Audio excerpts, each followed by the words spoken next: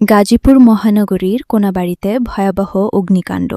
মুহূর্তের মধ্যেই পুড়ে ছাই হয়ে গেছে অন্তত ১২টি ঝুটের গোডাউন।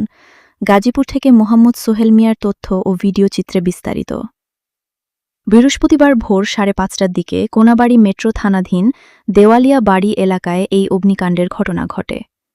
স্থানীয়রা জানান, ভোরের দিকে বাচ্চু মিয়ার পলি গোডাউন থেকে আগুনের সূত্রপাত হয়, যা বাতাসের কারণে দ্রুত ছড়িয়ে পড়ে পাশের গোডাউনগুলোতে। খবর পেয়ে শুরুতে কোনাবাড়ি ফায়ার সার্ভিসের ৩টি ইউনিট উদ্ধার কাজে অংশ নেয়। আগুনের তীব্রতা বেশি থাকায় পরবর্তীতে আরও ২টি ইউনিট যোগ দেয়। বর্তমানে ৫টি ইউনিটের প্রাণপণ চেষ্টায় আগুন নিয়ন্ত্রণে আনার কাজ চলছে। বাতাসের প্রাবল্যের কারণে আগুন নিয়ন্ত্রণে আনতে বেগ পেতে হচ্ছে বলে জানিয়েছে ফায়ার সার্ভিস।